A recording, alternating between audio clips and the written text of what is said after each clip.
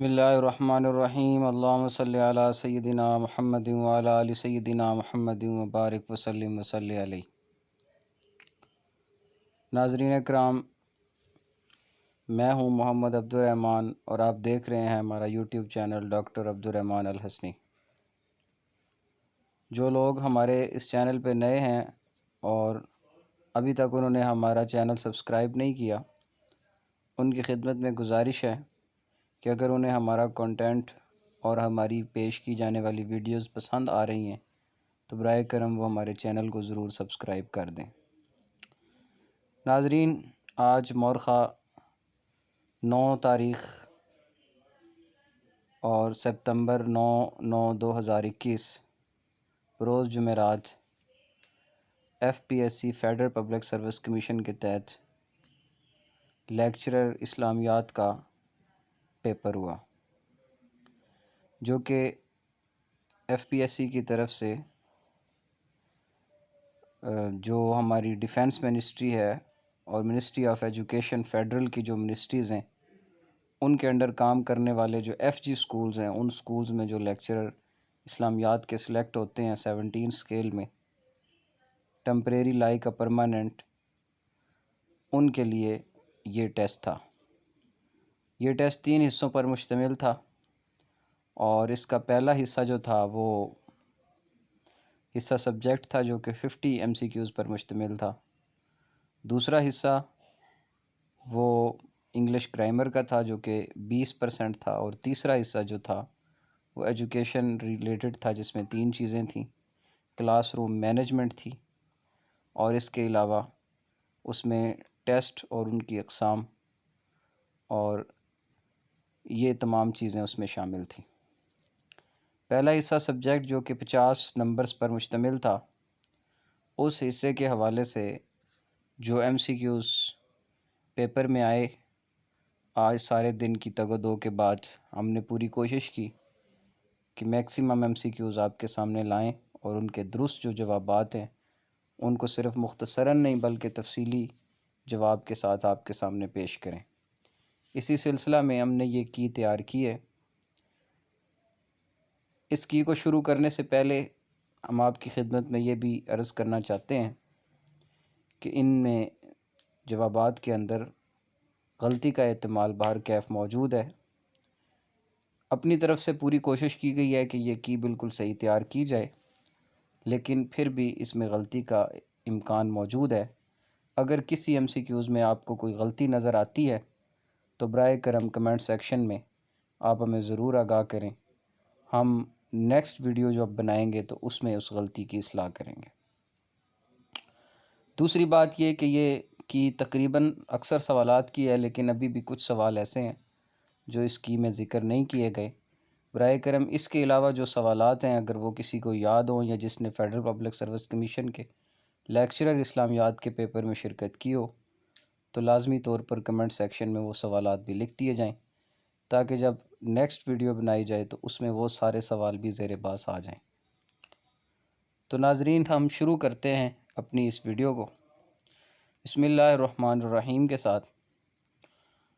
امام بخاری کا سن وفات 256 ہجری ہے جی، اور ابن ماجہ ان کا جو سن پیدائش ہے وہ 209 ہجری ہے۔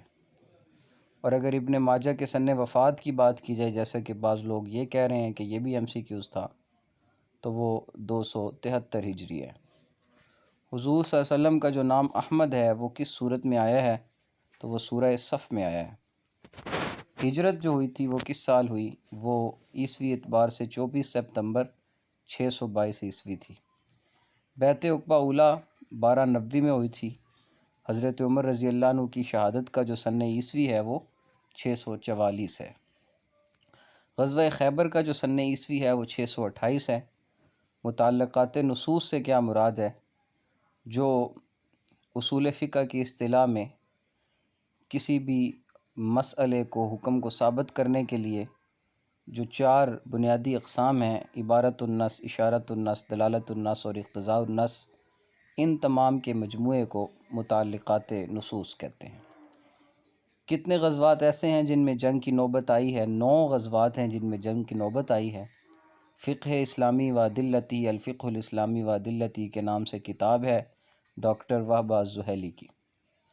فقہ اسلامی سے کیا مراد ہے؟ تو فقہ اسلامی سے مراد ایسا علم ہے جس میں ان شرعی احکام سے بحث ہوتی ہو جن کا تعلق عمل کے ساتھ ہے اور جن کو تفصیلی دلائل سے حاصل کیا جاتا ہے، اور فقہ شریعت اسلامی کی ایک عام اصطلاح ہے۔ حضور صلی اللہ علیہ وسلم کہاں عبادت کے لیے جایا کرتے تھے؟ غار حرا میں۔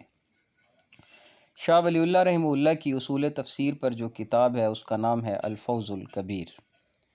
بخاری اور مسلم شریف کی احادیث کا جو مجموعہ ہے وہ صحیحین کہلاتا ہے۔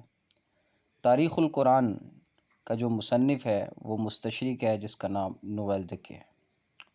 الاتقان فی علوم القرآن، یہ علامہ سیوطی رحمہ اللہ تعالیٰ کی اصول تفسیر کے حوالے سے لکھی گئی کتاب ہے۔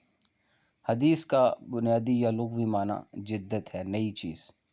وہ حدیث جو آپ صلی اللہ علیہ وسلم تک پہنچے وہ حدیث مرفوع کہلاتی ہے، اور حدیث کی سند بالکل ٹھیک ہو تو ایسی حدیث بھی مرفوع ہی کہلاتی ہے۔ حدیث پر جو سب سے پہلے کتاب لکھی گئی تھی وہ تھی صحیفہ صادقہ یا الصحیفۃ الصادقہ، اور فقہ پر جو سب سے پہلی کتاب لکھی گئی تھی وہ تھی الرسالہ امام شافعی کی۔ حدیث قدسی، کلمات ربانی کا حضور اکرم صلی اللہ علیہ وسلم کی زبان پر جاری ہو جانا حدیث قدسی کہلاتا ہے، یعنی کلام اللہ کا ہو اور زبان رسول اللہ سے جاری ہو۔ سب سے پہلے تدوین حدیث کا حکم حضرت عمر بن عبدالعزیز نے دیا تھا۔ اجماع مرکب کیا ہے؟ تو ماخذ میں اختلاف کے ہوتے ہوئے حکم میں ارباب حل و عقد جو ہیں یعنی فقہاء و مجتہدین جو ہیں ان کا متفق ہو جانا، یعنی ماخذ میں تو اختلاف ہے، مسئلہ جہاں جہاں سے اخذ ہوا اس میں تو اختلاف ہے، لیکن جو حکم لگ رہا ہے علت کا یا حرمت کا اس میں سب متفق ہیں، تو یہ ایسا اجماع مرکب کہلاتا ہے۔ آیات کی ترتیب کس کے دور میں ہوئی؟ رسول اللہ صلی اللہ علیہ وسلم کے زمانے میں ہی جو آیات کی جو ترتیب ہے یہ رسول اللہ صلی اللہ علیہ وسلم نے اپنے زمانے کے اندر ہی لگوا دی تھی، اور اسی طرح صورتوں کی ترتیب توقیفی جو ہے یہ بھی۔ قرآن کا جو علمی اعجاز ہے وہ یہ ہے کہ قرآن بے مثل ہے، اور اسلامی اصطلاح میں اسے اعجاز القرآن کہا جاتا ہے۔ بعض کے مطابق کہ یہ صرفی، نحوی اور سائنسی یا ان میں سے کوئی بھی نہیں، یہ سارے جوابات ہیں، تو اس کا جو پھر آنسر تھا وہ یہ کہ ان میں سے کوئی بھی نہیں، کیونکہ قرآن کا جو بنیادی طور پر اعجاز ہے وہ بے مثل ہونا ہے۔ قرآن پاک کی سب سے بڑی آیت الدین ہے، جو قرضہ کے حوالے سے جو آیت ہے، جو کہ سورہ بقرہ کے اندر جو ہے وہ آیت آئی ہے، وہ آیت جو ہے وہ سب سے بڑی آیت ہے۔ سلوک و تصوف کا ذکر تفسیر میں سب سے پہلے کس نے کیا تھا؟ تو احکام القرآن کے نام سے شیخ محی الدین ابن عربی، جن کو ہم ابن العربی کے نام سے جانتے ہیں، جو کہ تصوف کے بانیوں میں سے ہیں اور تصوف کے بڑے مشہور صوفی گزرے ہیں۔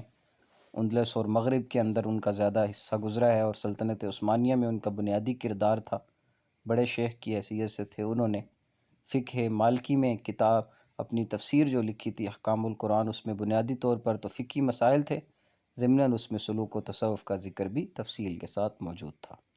دور عثمانی میں کوفہ کا حاکم کون تھا؟ تو حضرت عثمان بن عفان جب بنے تھے خلیفہ، تو حضرت عمر کی وصیت کے مطابق حضرت سعد بن وقاص کو جو ہے وہ مغیرہ بن شعبہ کی جگہ کوفہ کا حاکم بنا دیا تھا۔ نبی صلی اللہ علیہ وسلم سفر کے لیے کس دن کو پسند فرماتے تھے؟ ہر روز ویسے تو سفر کرنا جائز ہے، البتہ نبی صلی اللہ علیہ وسلم جو اکثر بیشتر جمعرات کو سفر کرتے تھے، اور پیر کے دن بھی آپ نے سفر کرنے کو پسند فرمایا، لہٰذا اگر کوئی دشواری نہ ہو تو ان ایام میں سفر کرنا بہتر ہے۔ اور یہ بھی آپ صلی اللہ علیہ وسلم کی ایک دعا ہے کہ اے اللہ میری امت کے لیے صبح و سویرے چلنے میں برکت عطا فرما۔ قرآن میں ابلیس کا ذکر کتنی بار آیا ہے؟ ابلیس کا لفظ تو قرآن پاک میں یعنی نام کے ساتھ 11 مرتبہ ہے، جس میں 9 مرتبہ آدم علیہ السلام اور سجدے کی باعث میں ذکر ہوا، جبکہ شیطان یا شیاطین جو ہے یہ 88 مرتبہ قرآن میں ہے، جن میں سے اکثر مقامات پر ابلیس کے معنی میں ہی استعمال ہوا ہے، کہیں کہیں جنات کے معنی میں بھی استعمال ہوا ہے۔ سب سے زیادہ غزوات کس سن ہجری میں پیش آئے؟ تو سب سے زیادہ غزوات جو ہے وہ 2 ہجری میں پیش آئے، 8 غزوات جو ہے وہ 2 ہجری کے اندر پیش آئے تھے۔ ہجرت مدینہ جو ہے وہ کس سن عیسوی میں ہوئی تھی؟ 622 عیسوی میں ہجرت مدینہ جو ہے وہ ہوئی تھی 622 عیسوی کے اندر۔ تو یہ سوال مجھے مل پائے ہیں، یہ میں نے سارے حل کر دیے ہیں۔ اس کے علاوہ اگر کچھ سوال آپ کے ذہن میں ہوں، اگر وہ آپ کے ایجوکیشن کے حوالے سے بھی ہوں یا انگلش کے حوالے سے بھی آپ کے مائنڈ میں چل رہے ہوں، تو کائنڈلی وہ آپ کمنٹ سیکشن میں لکھ دیں، انشاءاللہ حل کر کے وہ بھی جو ہے وہ دے دیے جائیں گے۔ اور اس کی PDF کی صورت میں جو فائل ہے، اگر وہ بھی کوئی لینا چاہے تو انشاءاللہ وہ بھی ہمارے پاس موجود ہے، آپ کو وہ بھی مہیا کر دی جائے گی مزید کویشچنز آنسرز کے لیے، اور اپنی جو ہے وہ اچھی مفید آراء سے مستفید کرنے کے لیے آپ میرے اس نمبر پہ رابطہ بھی کر سکتے ہیں، اور کسی بھی سوال کا جواب آپ میرے اس نمبر پہ، واٹس ایپ پہ بھی یہ نمبر موجود ہے، آپ اس پہ سوال کر کے اس کا جواب جو ہے وہ بھی لے سکتے ہیں۔ اللہ سب کو کامیاب فرمائے، سب کا حامی و ناصر ہو، اور ہمارے جو ہے وہ اس ویڈیو کو زیادہ سے زیادہ لائک کریں، شیئر کریں، اور ہمارے چینل کو ضرور سبسکرائب کریں۔ السلام علیکم ورحمۃ اللہ وبرکاتہ۔